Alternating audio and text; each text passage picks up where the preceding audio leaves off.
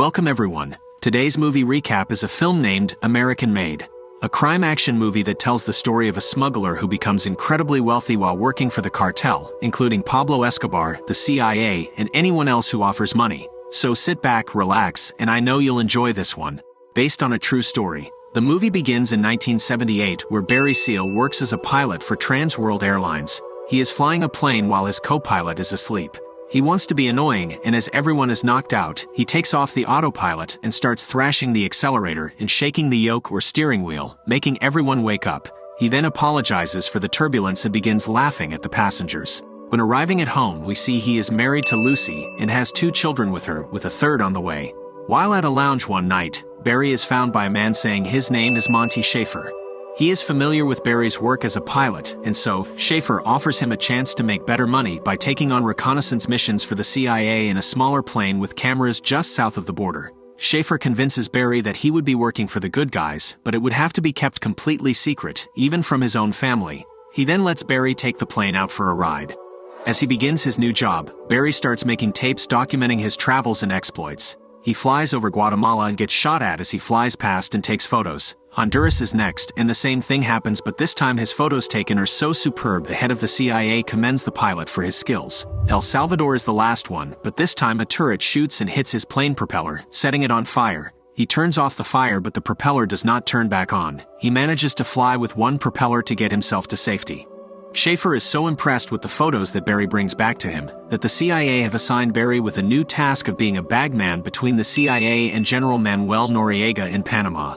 He drops off some drugs and in return they get intel on all the communists. He keeps doing drop-offs over and over until, on one of his missions, Barry is asked by 2 men to get into a car. He is taken to a mansion owned by the Medellín Cartel. He is taken upstairs and meets Jorge, a founder of the cartel, which also includes Pablo Escobar. He already knows pretty much every detail about Barry's life.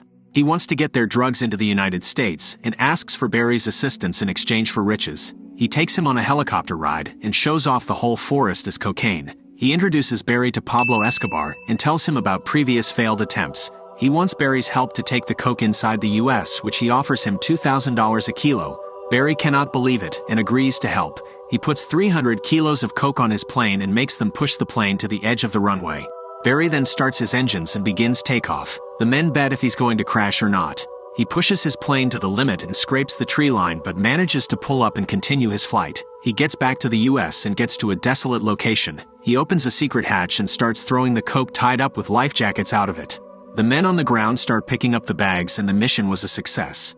Barry now has the trust of the cartel. He goes back to them and is handed a backpack full of cash. However, the DEA raid their compounds and Barry is inside. After hearing gunshots, he begins panicking and is eventually arrested. Pablo and his men are also arrested but are immediately released, probably from bribing the judge or something like that. Schaefer finds Barry in his cell and tells him there's a way out of this mess. He explains that those people he was taking photos of are a bunch of communists and called themselves Sandinistas. They managed to get themselves together and take control of a place called Nicaragua. It was the first successful revolution in Central America, and so, they wanted Barry to help the Nicaragua freedom fighters to fight against the communists. As the American population was scared of another Vietnam-like war, they didn't let the politicians have their way, so to supply the freedom fighters with guns and whatever else is necessary, they have instructed Barry to do this. He agrees to help and is told his house will be raided. Barry urges Lucy and the kids to pack up their things so they can move. Despite Lucy's questioning, Barry insists he cannot tell her a thing, leading her to lose trust in him. The SEALs move to Mena, Arkansas. Barry is taken to an airport by Schaefer and is told, "Is all yours, including everything between here and your house. Almost 2,000 acres. He cannot believe it. I own all this? This whole airport? The planes and equipment are also his. He is then given a map that has the locations of each law enforcement agency and where they watch. He now knows exactly how to get around each agency undetected. He is even given his cash back from the Colombians and accepts his assignment. He goes home to his wife who is complaining about there being no washing machine or anything at all. He starts throwing cash around and shows her the bag of money. He mentions that he is working for the CIA. He begins with his first flight to meet with the Contras, but it ends with them robbing his stuff instead of taking the guns. Barry calls Schaefer and tells him they are more interested in his boots than guns. He goes for another meeting, but this time he finds Jorge and is happy to see a familiar face. The cartel then make an agreement with him. Barry loads up the guns in Mina. Using Schaefer's intel, he'd bypass any law enforcement and go to Medellín and hand the guns to the cartel. He then picks up coke, goes to Panama to refill under the protection of his old friend that got a promotion and is a general. He'd get a cut as well. On the way back, he'd dump the coke in the swamps of Louisiana. The operation got so big he needed help. Barry gets 4 other men to help him on his trips when he realizes the workload is too much for one guy to pull off. They fly separate planes on their missions and are all buddies of Barry. Schaefer then asks Barry to bring back some of the Contras to the US for the CIA's newly established training base. They set it up on Barry's land, and upon arrival, some of the men run away. Barry's business grows so much that he gets more guns to send, bring back more people, take photos and get intel while delivering coke on the way. He needs to launder the money, so he starts opening up storefronts and he starts to contribute to the community and provide even more for his family while also shamelessly indulging in his wealth and setting up the entire town with a crazy cash flow. He has so much cash everywhere, he doesn't know what the hell to do with it or hide it. Eventually, the SEALs are visited by Lucy's freeloading brother, JB. Barry is not fond of him, and Lucy tells JB to get a job, so Barry sets him up working at the airport. JB ends up taking some money that Barry was hiding in the hangar, using it to buy himself a new car and to pick up a girl. The DEA starts catching on and notices planes slipping through the border. They start going after the pilots, but the planes have more fuel than the newer fancy jets and therefore more airtime, leading them to get away. The FBI have also investigated the financials of the entire town of Mina and realizes that money is gushing through it. Back in Mina, Barry is taken by the bank owner and is shown a vault that has been made exclusively for Barry. How about that? The same FBI agent decides to take a tour in Mina. He looks around and sees proper institutes, payphones, and everyone is driving around with damn expensive cars. Later on, while on a mission, Barry is being followed by the DEA and decides to intentionally crash land his plane. He loses a significant amount of coke, but he manages to get away. Meanwhile, the cartel runs into trouble when Pablo Escobar decides to declare war on the government of Colombia. This results in the cartel getting kicked out of Colombia. The only available spot to hand over the coke is Nicaragua. Barry meets with them to sort out the issues. At the same time, JB gets arrested by the sheriff after he is caught carrying a suitcase full of money. After bailing JB out, Barry drives him to a separate car so that he can leave and never return. JB curses Barry and drives away, only to be blown up by a car bomb. Barry didn't put the bomb in though. The cartel found JB to be a loose end and killed him. Barry gets rid of the car by dumping it in the woods. Schaefer meets with the head of the CIA, who tells him he is not happy about how half the guns has ended up with the cartel. He tells him to cancel the operation immediately. Barry and Schaefer meet to discuss what's been going on. Schaefer says the Contras have left since they just weren't interested in fighting. The CIA then gives out burn bags to each member. The instructions are to put anything with the name Barry on it to get rid of it. Barry knows he's being set up and attempts to move the entire stash of guns out of his airport. As he starts loading the items on the truck, the DEA come running in. Drop the box, shithead! Barry puts his hands up and the ATF come barging in as well. Put your guns down! Stand down! Barry is so popular the state police and the FBI turn up as well, saying that Barry is theirs to collect. All 4 law enforcement agencies walk Barry into the office of the state attorney general. I'm Dana Sabota, State Attorney General. She is hell-bent on getting Barry locked up with the keys thrown away.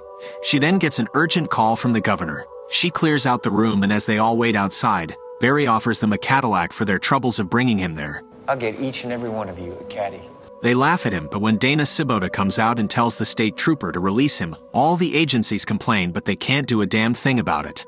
Barry is then escorted by 2 men into a car. He doesn't know what the hell is going on, and as 2 more people jump in, they pull up to the White House gates. Barry cannot believe what he is seeing, but is sat down inside the White House. He is escorted into a meeting where the head of the DEA wants to end the Medellín Cartel, while the colonel wants to prove that the communists in Central America are involved in the drug trade. They then have a private sit-down with Barry, where they tell him to keep dealing with the cartel for the sake of his country. He agrees and begins working for the White House. He has been given the task under Ronald Reagan's administration to gather dirt on the Sandinistas, all of whom are believed to be drug traffickers. They set up cameras in a plane for Barry to get photos as proof, but his co-pilot tells him that if the cartel finds the cameras, they're dead. Barry then starts making his way to the cartel. Once he lands, both him and his co-pilot are scared to death from an army awaiting them on the airstrip. When they lower the gates, they are forced to their knees from the guns being pointed at them. Barry tells them that Pablo Escobar is his friend, but they don't listen. They search the plane while Jorge comes to the scene. Barry relaxes to a familiar face, but Jorge orders the man to kill Barry.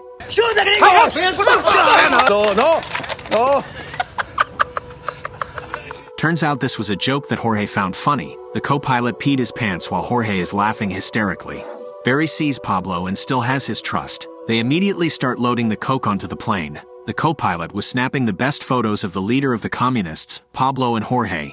Barry is seen smiling as he is getting away with all of it. The White House later releases the photos as propaganda, and Barry is seen in the photos. He is told that they were not supposed to be released to the public until after the cartel members were caught. The DEA then immediately go through Barry's house and take all the cash and gold that they can find. Lucy takes the kids back to their old home in Louisiana while Barry is stuck in court. Sibota was not giving up on getting Barry prosecuted.